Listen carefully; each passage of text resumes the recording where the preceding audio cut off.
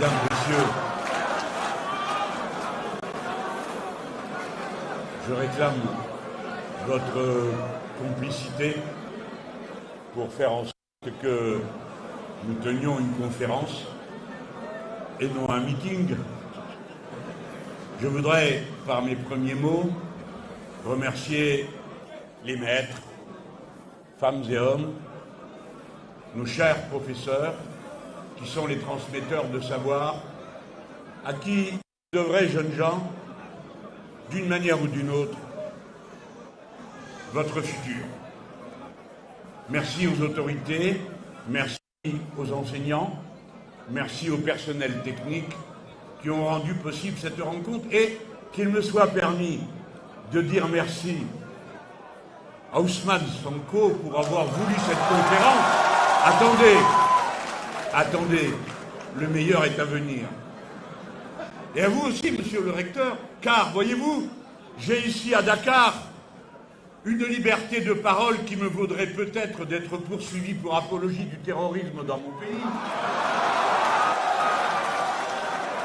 Et je ne manquerai pas de mentionner dans ma biographie qu'il m'a été plus facile de m'exprimer à Casablanca, à Kinshasa, à Dakar, que ce fut le cas à Bordeaux, à Rennes ou à Lille, où on m'interdit de parler. Alors, mes premiers mots seront pour confirmer les raisons pour lesquelles tant de gens préféreraient que je me taise. J'affirme ici à Dakar avec cette jeunesse que la jeunesse du monde entier est solidaire des Palestiniens massacrés à Gaza.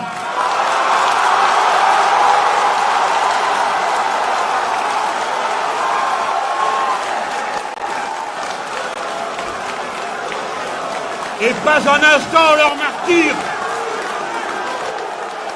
n'échappe à nos consciences. Et le Sénégal peut être fier d'avoir été le premier à donner un passeport diplomatique à Yasser Arafat et à ouvrir ici une ambassade de la Palestine et à reconnaître l'État de Palestine en 1987. J'en viens maintenant, si vous le voulez bien, à mon propos. Bien sûr, l'événement que nous vivons ensemble est exceptionnel pour moi comme être humain. Il est exceptionnel aussi comme intellectuel. On vous a dit que je suis l'auteur de quelques livres, mais je suis un des vôtres, étant non seulement diplômé de l'université française, mais, je peux le dire, en apprentissage permanent. Mais je ne perds pas de vue que ce qui est singulier à cet instant, non pas seulement l'instant où je vous rencontre, vous, dans cette salle, et où je parle aussi à ceux qui sont dehors et que je salue très amicalement, je sais que c'est un moment politique particulier. Et je veux vous en parler pour que, dans la ferveur du moment qui est partagé, on ne perde pas de vue ce qui est en cause, ce qui est en train de se faire. Le moment est historique parce que le Sénégal a ouvert, par l'action de son peuple, une voie particulière, qui est celle de la révolution citoyenne, s'achevant après une résistance populaire payée de morts et de martyrs par une victoire électorale. C'est-à-dire par un processus que nul ne peut contester, puisqu'il exprime sous sa forme la plus pure et la plus nette la volonté et la souveraineté du peuple sénégalais. Mais il faudra alors, vous autres tous qui pensez au destin de votre patrie, que vous vous rappeliez à chaque instant que vous êtes composante de l'humanité universelle et composant des Afriques dans leur diversité, car ce que l'on vit au Sénégal, je veux le situer, après la grande vague qui partit dans les Amériques, et en particulier dans celle du Sud, en protestation aux politiques de destruction des sociétés par le néolibéralisme. Cet élan a passé l'Atlantique, est venu sur le Maghreb à l'occasion de ce qu'on a appelé bien improprement des révolutions arabes, car elles n'avaient rien d'arabe, elles avaient tout du contenu de l'humanité universelle, réclamant les droits simples et élémentaires des êtres humains, pouvoir vivre dignement, pouvoir se loger, pouvoir se nourrir, pouvoir éduquer ses enfants, pouvoir soigner ses anciens. Et dans les deux cas, la vague, à un moment ou à un autre, a été stoppée. Et c'est à cela que vous devez méditer, vous les jeunes qui êtes l'aile marchande de la révolution citoyenne sénégalaise. Et on a vu ensuite, dans toute l'Afrique au sud du Sahara, des mouvements divers de mobilisation populaire de masse, comme ceux qu'on a d'abord connus au Mali, puis également au Burkina Faso, et ma pensée ne se sépare pas du ballet citoyen et des forces de la résistance populaire qui s'exprimaient au Mali, dans l'un et l'autre cas, avant des coups d'État qu'il faut placer dans leur contexte pour les comprendre complètement. Alors,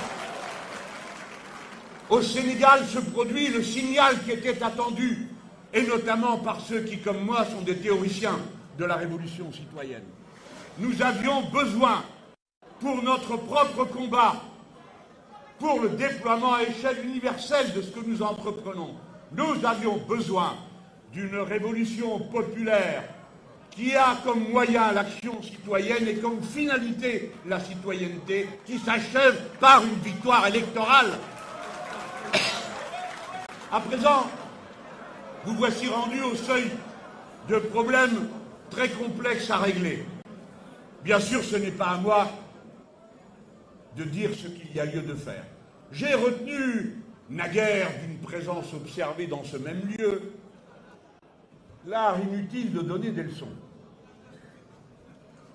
Et comme vous, j'avais été sidéré qu'un représentant de mon pays se demande si l'être africain était entré dans l'histoire au moment où peut-être lui allait en sortir.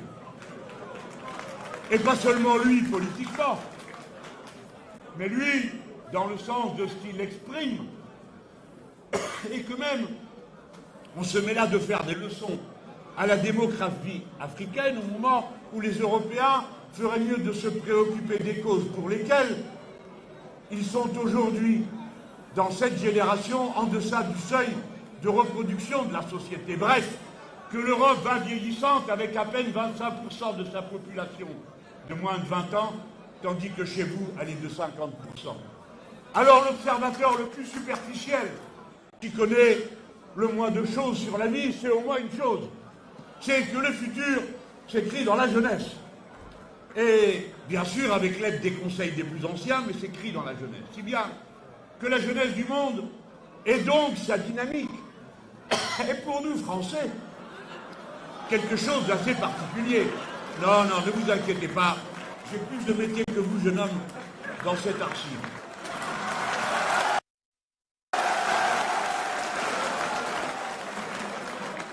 Donc, disais-je.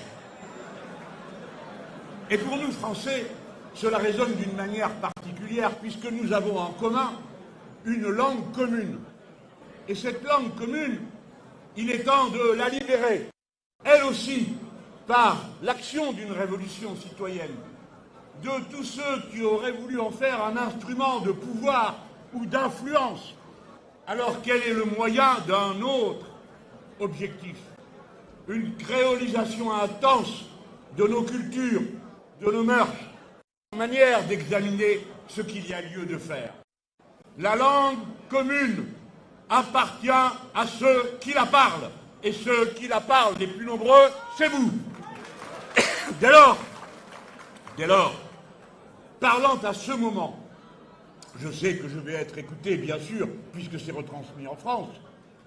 Je sais qu'on va entendre ce que nous dira Ousmane Sonko d'une manière plus attentive.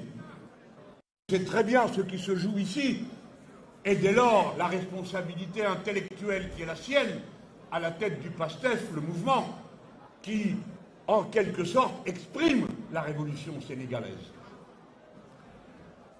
Et je dis que les regards sont tournés vers vous. Je vous parle en ami, je vous parle en frère. C'est la première fois qu'à l'occasion d'un de mes déplacements, des gens dans la rue à Paris m'interrompent pour me dire « Alors, vous allez voir Sonko ?» Je n'ai jamais vu ça. Ce qui veut dire que ce n'est pas les Parisiens, c'est les Africains qui vous regardent. Et notre devoir, à vous, les plus jeunes, aux autorités et à nous, qui sommes vos amis et vos partenaires, est un devoir de dignité dans l'action et dans sa conduite, de manière à ce que nous soyons un encouragement à l'action des autres, et non des repoussoirs parce que nous commettrions l'erreur de jugement hâtif, d'impatience qui ne se maîtriserait pas, ou bien de regarder le pouvoir en attendant qu'Ousmane Sonko règle tout, alors que bien sûr il va tout régler, mais seulement si vous vous y mettez.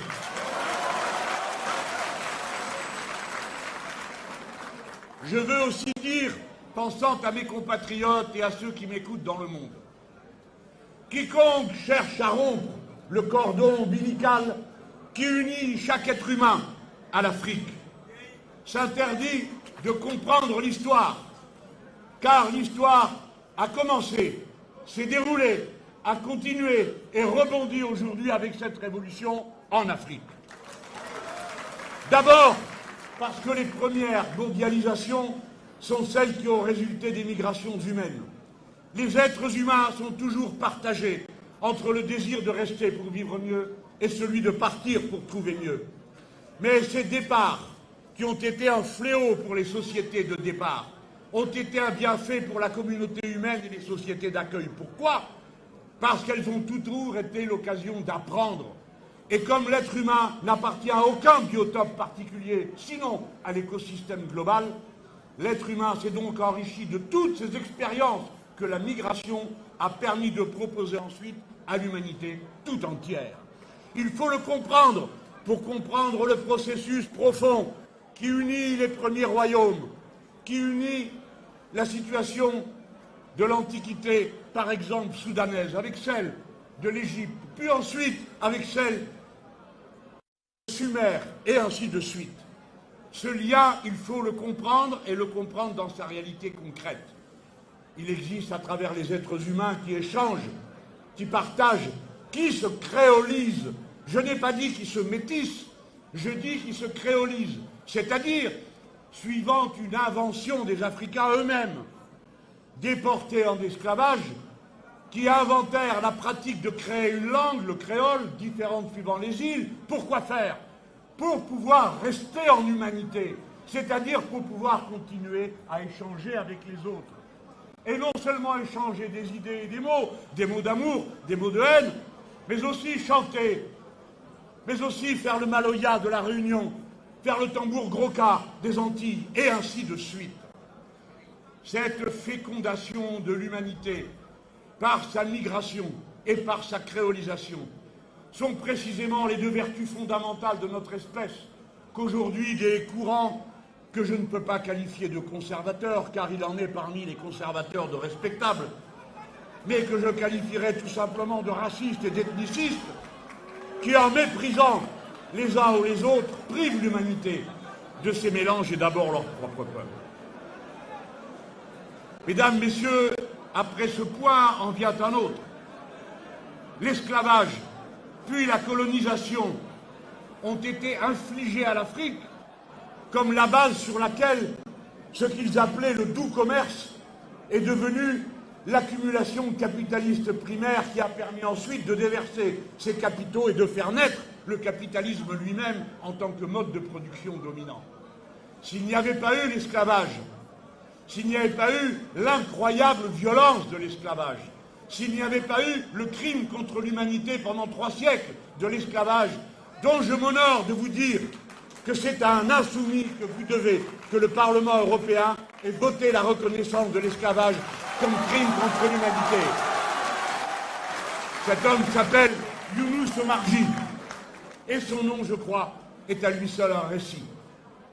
Donc, disais-je, cette accumulation a permis ensuite que ces capitaux produisent la modification des villes et ainsi de suite, jusqu'au point où le capitalisme étant devenu le mode de production dominant, il a bien sûr une histoire, il a changé à plusieurs reprises.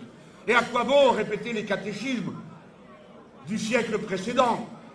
Mettons-nous à l'heure et comprenons que lorsqu'il a commencé à lutter pour de bon, eh bien c'est en Afrique qu'il a fait ses expériences les plus pitoyables, je veux dire les politiques d'ajustement structurel, qui ont ruiné des États à peine naissants et qui ont ensuite propagé à la planète entière les méthodes qui avaient été expérimentées si brutalement sur les peuples d'Afrique.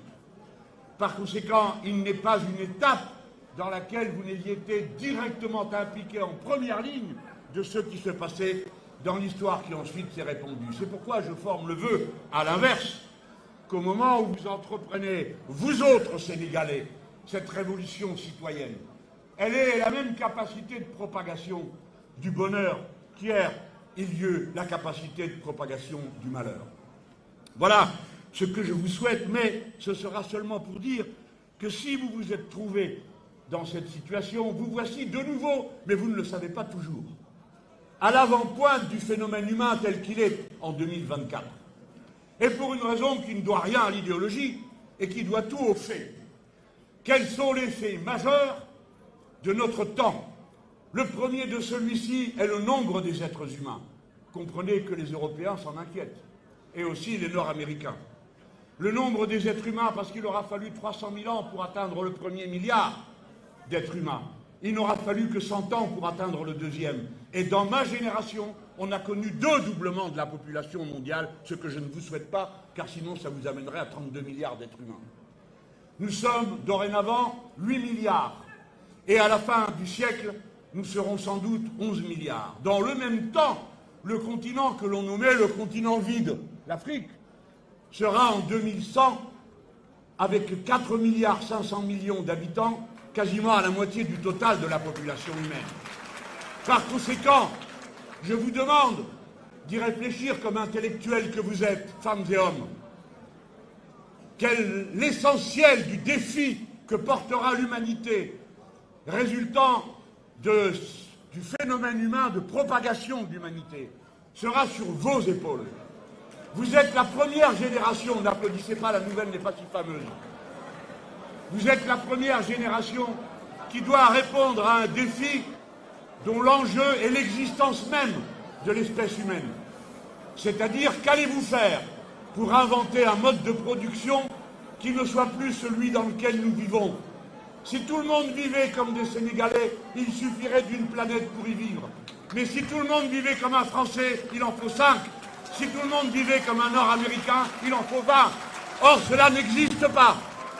Vous êtes donc au pied du mur de cette invention parce que c'est vous. Et je ne dis pas ça pour flatter, encourager ou je ne sais quoi. C'est un fait. Et le nombre, mesdames, messieurs, a un résultat immédiat.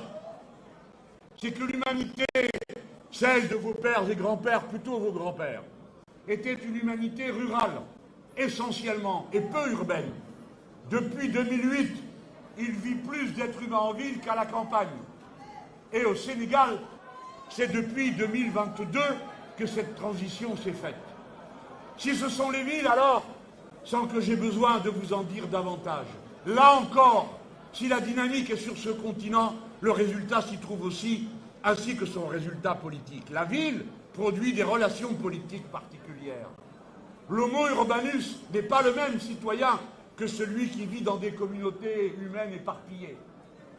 Mais quelle vigueur, mais quelle force, quel élan incroyable, pas seulement à Dakar, du fait de sa population depuis 10 ans, mais je me trouvais il y a peu à Kinshasa, qui comptait 1000 habitants en 1920 et qui en compte 17 millions aujourd'hui, et qui voit sa population totale doubler tous les 5 ans. Et je m'interrogeais comme ancien élu local, en quoi consiste le fait de gérer une ville dont la population double à une telle cadence? Est-ce qu'il faut poser dans la dernière rue un bulldozer pour commencer à construire tout de suite la rue suivante, etc. Je ne sais pas comment on répond. Revoilà le défi pour les urbanistes. Et le défi auquel vous devrez répondre maintenant, et auquel vous avez commencé à répondre, si j'ai bien compris, puisque d'ores et déjà vous avez pris des dispositions d'aménagement du territoire pour éviter une urbanisation folle qui aboutirait au résultat inverse de ceux qui la veulent, c'est-à-dire vivre moins bien. Si donc vous avez le nombre, si donc vous avez les villes, alors vous avez la conséquence de tout ça. Pour produire et reproduire votre existence matérielle, vous avez besoin des réseaux collectifs, le réseau de l'eau, le réseau de l'électricité, le réseau des égouts, le réseau de l'alimentation. Et la propriété de ces égouts, de ces réseaux, tantôt publics, tantôt privés, change complètement la condition de ceux qui peuvent ou ne peuvent pas y accéder. Je pense par exemple au réseau de santé. Dès lors, la nouveauté de la situation, nombreuse, urbaine, dépendant des réseaux, fait surgir un nouvel acteur social. Ce n'est pas le prolétariat, ça l'inclut, mais ce n'est pas que le prolétariat, c'est le peuple. Et le peuple, c'est ceux qui travaillent, ceux qui ne travaillent pas, ceux qui étudient, ceux qui sont à la retraite, ceux qui ne peuvent pas travailler, etc., etc. Et c'est un acteur politique dont l'existence dépend du mode de relation qu'il a avec les réseaux. Vous croyez que nous n'avons pas examiné à qui vous vous en êtes pris au cours de ce que d'aucuns appellent des émeutes et que nous appelons, nous, des révoltes? Nous avons bien vu quels sont les réseaux que vous avez mis en cause. Parce que ce sont des réseaux impériaux, souvent, et parfois liés à ma patrie. On a bien vu que l'eau est l'affaire de Suez pour 40%. On a bien vu Orange. On a bien vu, etc., etc., etc. Je ne veux pas faire de mauvaise réputation à mes compatriotes. Mais si la masse des Sénégalais s'est tournée de ce côté-là pour manifester sa protestation, c'est qu'elle exprimait de cette manière à quel point les réseaux sont les dénominateurs communs du peuple et l'enjeu de la vie du peuple. Tout est dans cette affaire. Et c'est partant de là que, puisque c'est ça l'avant-pointe du phénomène humain aujourd'hui, vous vous trouvez à l'avant-pointe du phénomène politique qui se déduit de cette situation matérielle et des conditions sociales d'existence de ceux qui en dépendent, c'est-à-dire la révolution citoyenne. N'allez pas croire que nous disons révolution citoyenne parce que nous aurions peur de dire révolution socialiste. La révolution citoyenne est autre chose. Elle n'est pas réalisée par des partis d'avant-garde, elle est réalisée par le peuple lui-même, qui se sert des instruments politiques qu'il a à sa portée, le plus souvent son auto-organisation, comme ce fut le cas pour vous, soit dans des ronds-points, comme ce fut le cas pour nous, soit dans des boucles WhatsApp, comme ce fut le cas souvent pour vous et pour nous. Bref, une auto-organisation populaire portant la mobilisation qui, dès lors, devient insaisissable aux puissants. Et la révolution citoyenne, oui, est une révolution, parce que son objet est le contrôle populaire, c'est-à-dire la souveraineté du peuple. La souveraineté du peuple est l'objet de la révolution sénégalaise. J'en ai eu la confirmation en discutant avec Ousmane Sonko. La souveraineté ne peut se détacher de la question de l'indépendance, car on n'est pas souverain quand on n'est pas indépendant. Et l'indépendance, ce n'est pas un statut seulement géopolitique, c'est un statut concret qui signifie rompre les dépendances, devenir autant qu'on le peut, chaque fois qu'on le peut, autosuffisant pour soulager l'humanité universelle du grand déménagement permanent des marchandises auquel elle se livre aujourd'hui, et pour permettre qu'à tout moment soient sécurisés les approvisionnements qui se sont rompus, vous l'avez vu, pendant la crise du Covid.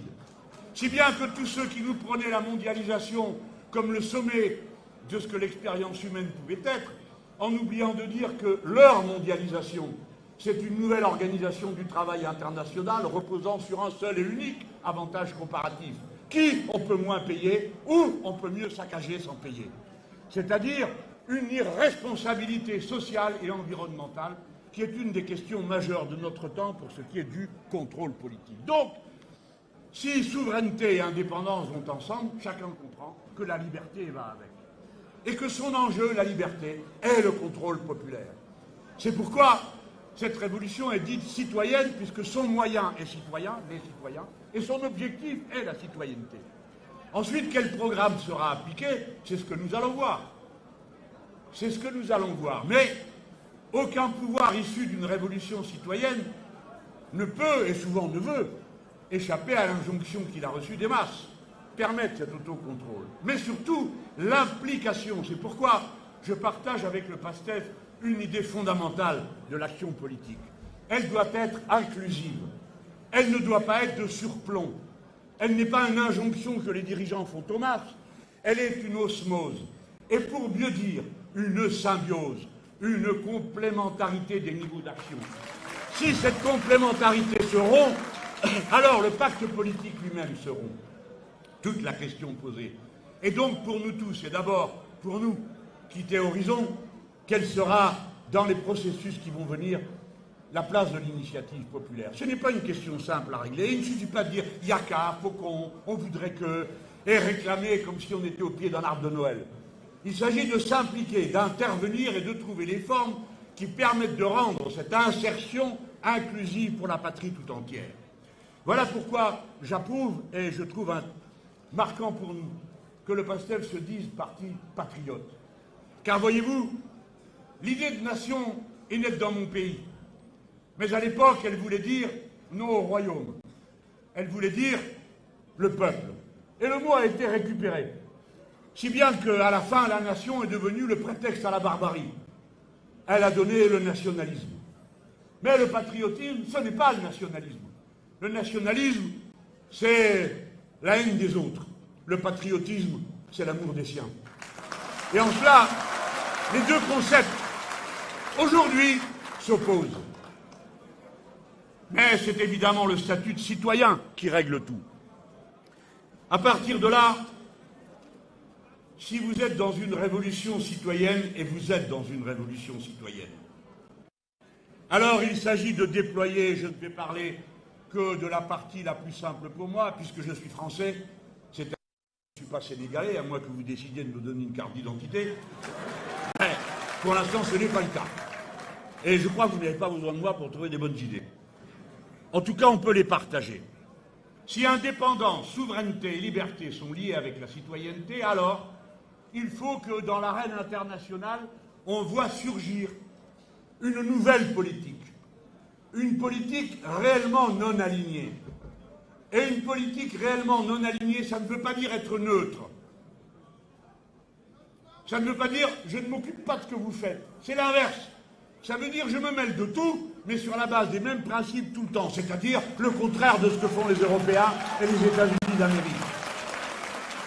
Qui font des leçons à la terre entière sur les droits de l'homme, la démocratie et le reste, et qui ensuite se dépêchent de regarder ailleurs pendant qu'on massacre des milliers de gens dans une région du monde comme jamais on ne l'a fait depuis les génocides précédents.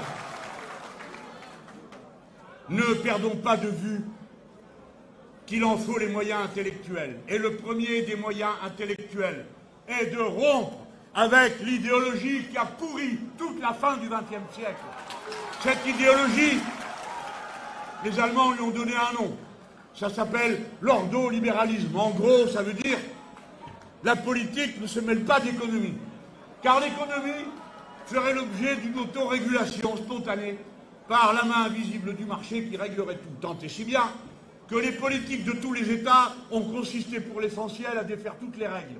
Et que tous les libéraux qui ont été au pouvoir sur un programme libéral dont ils se sont réclamés, à commencer par le prédécesseur, ici même, dans ce pays, tous les libéraux qui n'avaient que le mot liberté à la bouche ont tous fini comme des brutes, comme des gens qui persécutaient leur propre peuple. Pourquoi? Parce que ceux qui veulent que le marché s'exprime spontanément passent leur vie à déréguler. Et que la dérégulation aggrave les inégalités, puisqu'elle réserve les services à ceux qui peuvent se les payer. Donc l'action de l'État consiste à tout défaire. Et on attend que le marché le remplace. Naturellement, ça ne se produit jamais. Ce qui le remplace, c'est le pillage. Et contre le pillage, les peuples très vite se mettent en mouvement pour des raisons qui n'ont rien d'idéologique. Ils veulent manger, la belle affaire, ils veulent boire, ils veulent se soigner, ils veulent éduquer leurs enfants. Et cela suffit à faire des révolutions. Il n'y a pas besoin de programme plus compliqué que celui-là. Et voilà comment, à chaque fois, cela finit dans des répressions qu'on n'imaginait pas. Dans mon pays, comme dans bien d'autres. Et si je mentionne mon pays, c'est parce qu'il n'est pas avare de donner des leçons aux autres sans se soucier de savoir ce qu'il fait lui-même. Je voulais le dire devant vous, avant de vous dire, vous avez sans doute la responsabilité à ce moment. Compte tenu du fait que toute l'Afrique vous regarde, compte tenu du fait que ce que vous dites compte pour tout le monde, comme je l'ai vu à d'autres moments sur le continent latino-américain, vous avez une responsabilité singulière, qui est de proposer une direction dont vous faites la démonstration. Toute l'Afrique attend et regarde cela. Et en matière de relations internationales, vous pouvez être ceux qui vont faire naître un nouvel internationalisme. Non pas celui qui va répéter, qui est nécessaire, la lutte contre les impérialismes. Évidemment, cette question est toujours d'actualité. Mais il faut faire surgir à côté de la volonté de contrôle sur les conditions dans lesquelles se produit la production et l'échange, qui est absolument indispensable, il faut faire surgir aussi une attention singulière à ce qui est de la production intellectuelle, spirituelle. Et vous autres Sénégalais, si vous faites le même parcours que moi, vous finirez par aller un jour ou l'autre regarder ce que racontait Senghor sur le style, parce que si on peut le discuter comme homme politique, comme penseur, il a eu quelques intuitions absolument extraordinaires qui peuvent être encore d'actualité. Et parmi celles-ci, quelque chose qui est fondamental. Oui, l'être humain est un être social.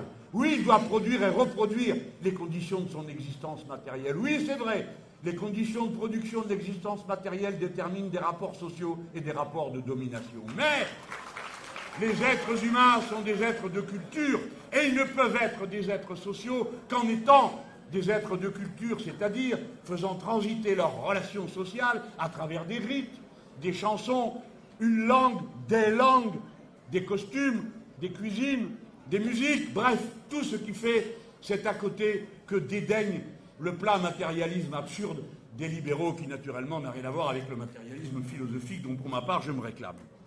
En tout cas, cette double vigilance, c'est elle qui peut faire l'objet, non pas de grandes déclarations que l'on ferait, d'affirmations de concepts. Cela est toujours utile, car les idées mises au net permettent de penser honnête. Mais ce dont nous avons surtout besoin, c'est de programmes concrets. Dans mon pays, le mouvement insoumis n'existe que par son programme, puis par le mouvement qui accompagne ce programme. Pouvons-nous avoir un programme pour un nouvel internationalisme? Ce pourrait être, on pourrait l'appeler nouvelle... Je ne vous entends pas, hélas, à cette distance. Un nouvel altermondialisme.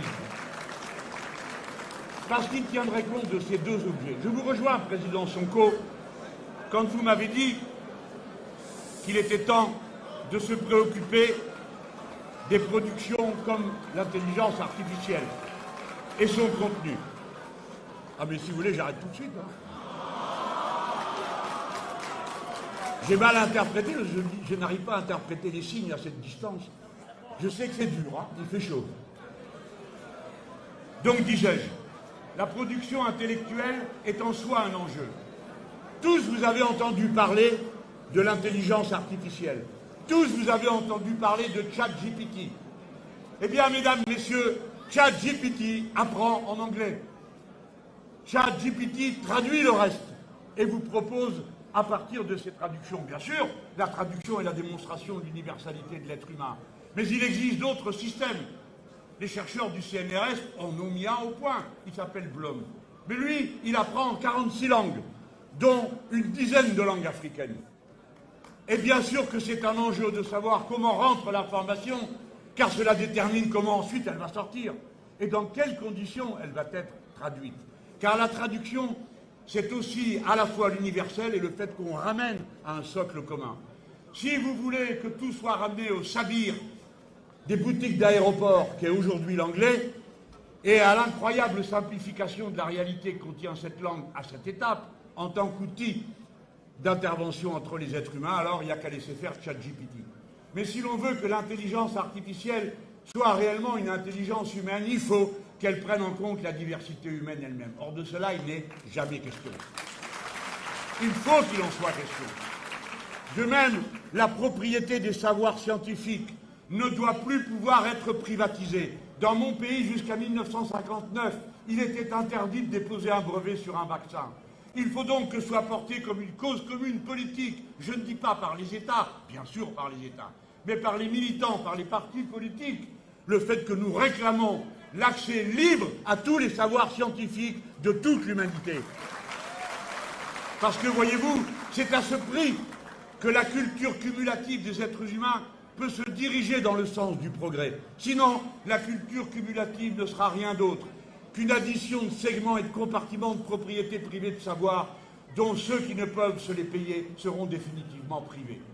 Si nous voulons que le savoir soit un bien commun, comme doivent l'être absolument, radicalement, les biens communs comme l'air, comme l'eau, puisqu'aucun d'entre vous, aucune d'entre vous ne peut s'en passer. il faut l'action politique pour libérer le savoir des chaînes de l'argent, libérer le savoir de l'impérialisme, libérer le savoir de la propriété et de l'usage exclusif d'une langue. C'est une tâche politique. Et vous autres, vous devrez y réfléchir parce que, tout à l'heure j'ai parlé du phénomène urbain. D'ici à 2050, il va falloir que vous trouviez la solution pour loger sur le continent africain 850 millions de personnes, c'est-à-dire autant que toute la population des États-Unis, du Mexique et de l'Union européenne.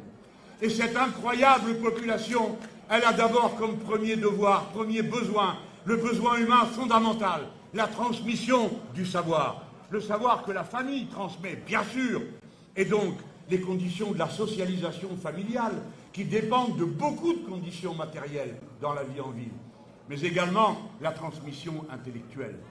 C'est par millions et millions qu'il vous faut scolariser des jeunes gens, par millions et par millions qu'il faut vous les amener jusqu'au niveau de l'enseignement supérieur où vous avez l'honneur et le bonheur aujourd'hui de vous trouver, vous qui m'écoutez. Car sans savoir, il n'y a pas d'issue à la crise. La crise de l'humanité se résume à la crise du contrôle des citoyens sur leur société. Il n'y a pas de solution au fait que le changement climatique étant commencé, et puisqu'il est irréversible, alors il va nous falloir inventer tout, de A jusqu'à Z, de la nouvelle condition humaine avant la fin du siècle. C'est le message qu'avant tout je veux vous faire passer. Mais politiquement, nous ne sommes pas non plus à croire que nous vivons seulement dans le choc des idées. Il y a le choc des puissances et des rapports de force sociaux et financiers. Dès lors, je crois qu'on peut aller dans la direction dans laquelle les Chinois, un temps, nous ont proposé d'aller. C'est-à-dire que le monde soit dorénavant bénéficiaire d'une monnaie commune et que le privilège de la monnaie commune ne soit pas abandonné aux États-Unis d'Amérique qui en font l'usage que vous savez, qui est d'imprimer des billets tant et plus et d'avoir pour principale activité économique en vue l'économie de guerre. Il faut qu'on puisse avoir une monnaie commune. Et j'ai noté que parmi les premières dispositions prises par le gouvernement en place et par son Premier ministre, il y avait la demande de participer aux BRICS. Les BRICS, c'est un autre ensemble que le G7, les maîtres du monde. Mais c'est un autre ensemble qui économiquement pèse dorénavant au moins autant qu'autrefois on appelait l'Occident du G7. Alors je comprends, je partage l'idée que pour maintes nations, le monde va mieux quand il n'y a pas qu'un seul maître. Car on peut jouer des situations. Et il n'y a aucune honte à le dire. Après tout, qu'a fait l'illustre général de Gaulle chez nous, sinon cela, en reconnaissant la Chine, en reconnaissant l'URSS, etc. Et ça ne faisait pas de lui un bolchevique échevelé. De même peut-on penser que vous ne serez pas des amis d'un néolibéralisme simplement parce que vous siégerez dans la même institution que des pays qui le sont. Mais en même temps, je veux solennellement mettre en garde contre une illusion. Ce n'est pas parce que l'on trouve une alternative au maître qu'il faut l'embrasser avec la passion aveuglée qui ne conduit qu'à des désastres. Le monde est à réinventer. Et chaque pays compte dans cette réinvention. C'est pourquoi je pense que, modestement mais efficacement, le PASTEF et la France insoumise peuvent, sur deux continents, faisant la jonction avec les Amériques et puis avec les mouvements sociaux de l'Asie qui sont liés à nous aujourd'hui par un dialogue permanent, mettre en place une sorte de forum pour un nouvel altermondialisme qui fasse ses propositions au monde. Car quand des États les font tout seuls, ils n'y arrivent pas comme on y arrive quand on a les opinions avec soi. Ainsi, quand l'Équateur et l'Afrique du Sud ont voulu mettre au point un cadre légal obligeant les entreprises à avoir une responsabilité juridique, sociale et environnementale, il aura suffi que les États-Unis d'Amérique boycottent et que l'Union européenne se mette en retrait pour qu'à la fin, il ne se passe plus rien. Ça ne se passe que s'il y a des opinions politiques mobilisées, s'il y a des peuples mobilisés, et si l'objectif de la révolution citoyenne donne à voir sans cesse qu'il n'a pas l'intention de dire à chacun comment il doit vivre, mais qu'il a bel et bien l'intention non seulement de changer les conditions sociales, mais aussi de changer les conditions culturelles et intellectuelles du monde entier pour en faire une humanité qui soit une humanité intervenante, une humanité citoyenne. Je vais maintenant conclure en me faisant un instant sénégalais. Alors j'ai fait une pile de citations. Comme j'ai dû replonger dans Senghor, j'ai retrouvé les liens qui l'unissaient à des penseurs qui me sont chers. Et je me suis demandé si j'allais vous donner du Bergson, connu des étudiants en philosophie du moins. Je vous propose d'abord Bergson et ensuite une sénégalaise. Bergson sur une phrase, mais qui manifeste tellement le besoin d'une pensée ouverte parce que le monde reste en devenir ouvert. Le déterminisme qui est à l'œuvre dans la nature, bien sûr qu'il y est, n'est pas un déterminisme linéaire. Les professeurs de sciences de cette université le savent. C'est un déterminisme probabiliste. Et on aurait gagné du temps si on avait écouté Condorcet quand il s'en est aperçu. Mais cette phrase que j'ai trouvée chez Bergson, qui correspond si bien à sa pensée d'un monde sans cesse ouvert, en même temps que déterminé. Il dit, le futur, ce n'est pas ce qui va arriver. Le futur, c'est ce que nous allons faire. Réfléchissez bien à la portée de cette phrase, car ensuite il vous faut la vivre avec la détermination d'une Sénégalaise, Fatou Ndiom, femme de lettres.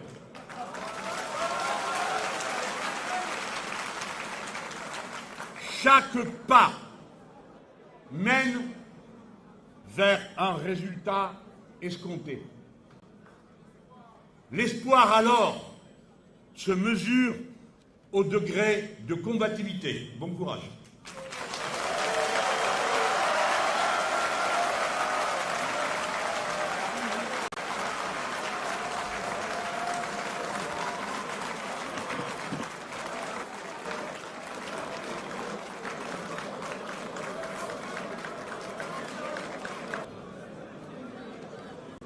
Madame, Messieurs, chers publics, maintenant l'heure est venue de donner la parole au président de PASTEF les Patriotes, M. Ousmane Sonko.